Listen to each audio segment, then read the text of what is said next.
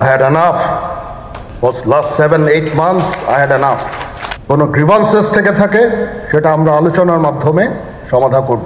গত সোমবার এবং মঙ্গলবার দুই অনুষ্ঠানে সেনাপ্রধান ওয়াকারের বক্তব্যে নতুন করে নড়েচড়ে বসেছে রাজনৈতিক অঙ্গনে ব্যক্তি থেকে শুরু করে শেখ হাসিনা বিরোধী ষড়যন্ত্রকারীরা।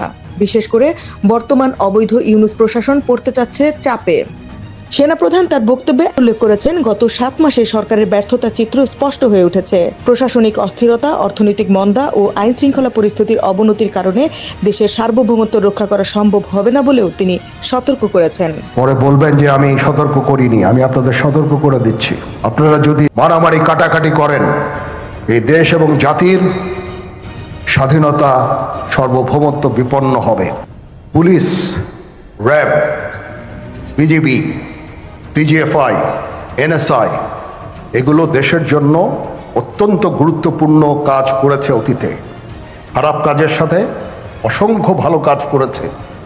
আজকে যে দেশের স্থিতিশীলতা, দেশটাকে যে এত বছর স্থিতিশীল রাখা হয়েছে, স্থিতিশীলতা দেশটাকে যে এত বছর স্থিতিশীল রাখা হয়েছে, স্থিতিশীলতা দেশটাকে যে এত বছর স্থিতিশীল রাখা হয়েছে, এটার কারণ হচ্ছে এই সশস্ত্র বাহিনীর বহু সেনা সদস্য, সিভিলিয়ান সবাই মিলে এই অর্গানাইজেশনগুলোকে, অসামরিক, সামরিক সবাই মিলে এই অর্গানাইজেশনগুলোকে এফেক্টিভ রেখেছে।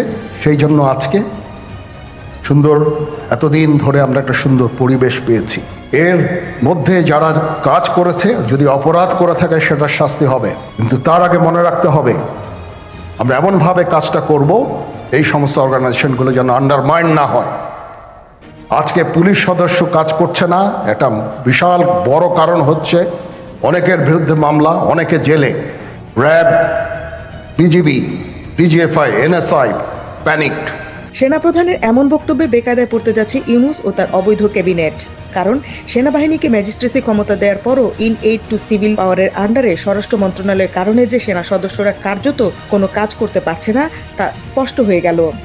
আর এভাবে রাষ্ট্র বেশি দিন চলতে থাকলে সেনাবাহিনী তাদের সর্বোচ্চ শক্তি প্রয়োগ করতে বাধ্য হতে পারে বলেও ইঙ্গিত দেন জেনারেল ওয়াকার। বলা বাহুল্য, তা কোনোভাবেই ইউনূসের পক্ষে যাচ্ছে না। বিদায় ঘণ্টা বাজতে যাচ্ছে জঙ্গি, ষড়যন্ত্রকারী ইউনূস ও তার সমন্বয়কদের।